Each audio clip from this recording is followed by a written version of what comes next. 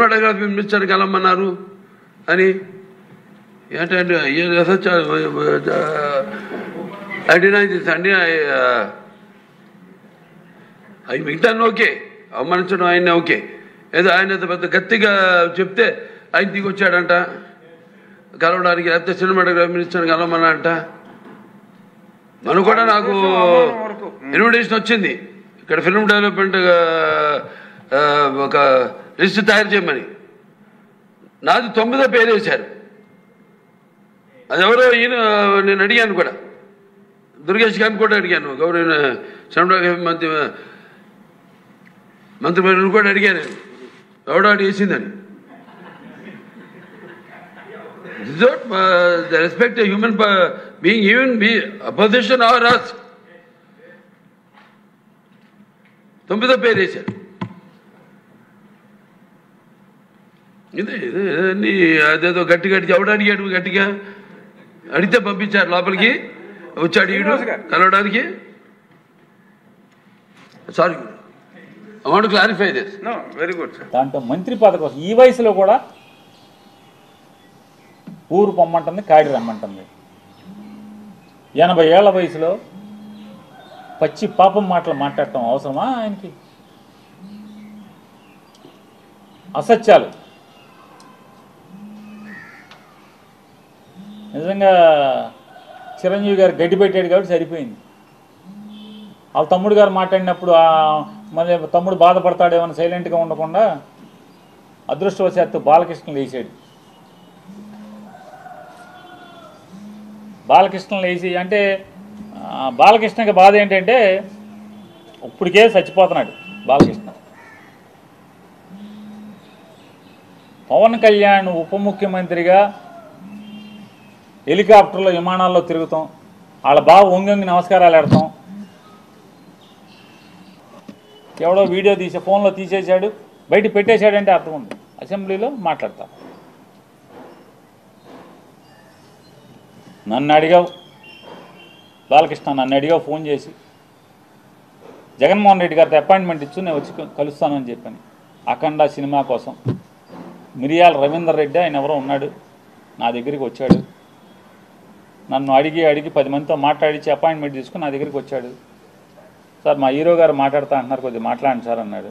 మీకు అభ్యంతరం అన్న, నాకే అభ్యంతరం లేదు, మాట్లాడండి, నేను మంత్రిని, మాట్లాడాలి, బాధ్యత, మాట్లాడించండి అని మాట్లాడావు. జగన్మోహన్ రెడ్డి గారు ఎట్టా ప్రవర్తించాడు? నేను వెళ్ళి అడిగితే, సార్ బాలకృష్ణ ఫోన్ చేశాడు సార్, వస్తాడంటే మిమ్మల్ని కలుస్తా అంటే కొద్దిగా అపాయింట్మెంట్ ఇవ్వండి అని అడిగాను. ఏ బాలకృష్ణ? చంద్రబాబు నాయుడు బామ్మర్ది. అవునండి, ఆయన బామ్మర్ది. మన దగ్గరికి ఎందుకు, ఏం పని ఏంటి అంటాను. అఖండ సినిమాకి లీనియంట్గా ఉండాలంట. వాళ్ళు బ్లాక్లో అమ్ముకుంటారు టికెట్లు, ఎక్కువ షోలు వేసుకుంటారు, బాగా సినిమాకి ఎక్కువ ఖర్చు అయిందంట.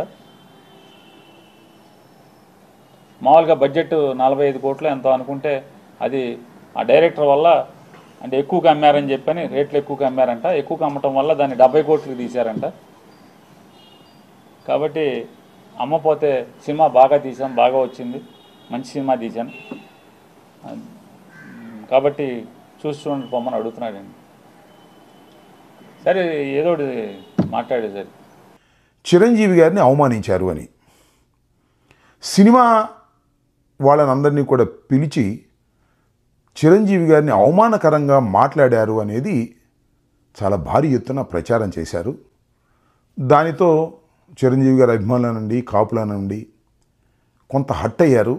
ఇది వాస్తవమైనటువంటి పరిస్థితి.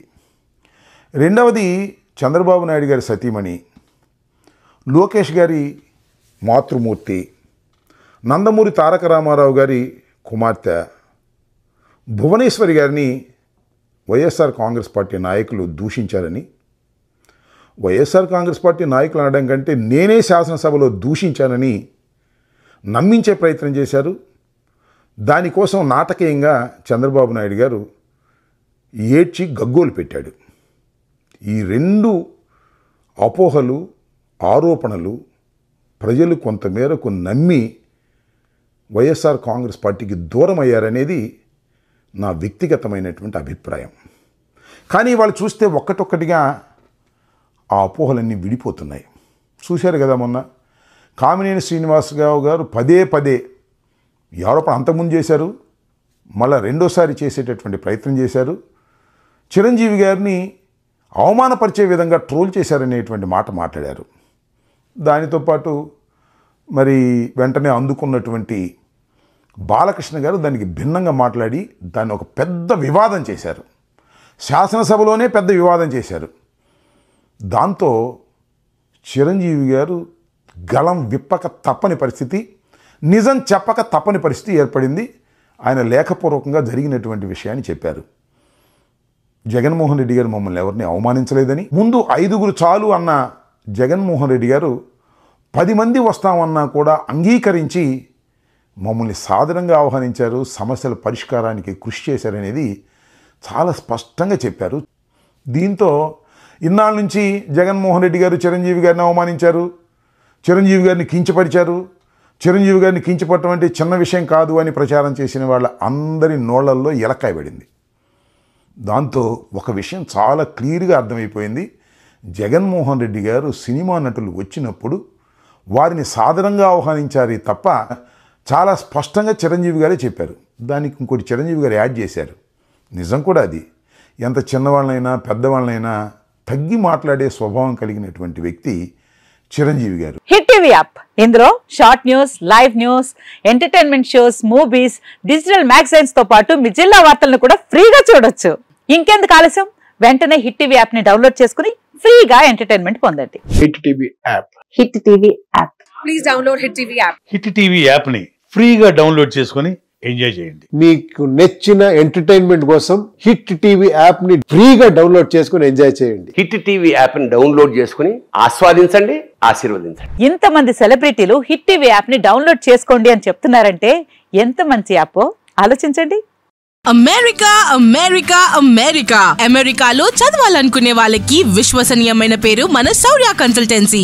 UK లో 1 year masters, UK లో 1 year masters, 2 years work permit up to 5 years visa. Contact Saurya Consultancy. Contact 89851 89851.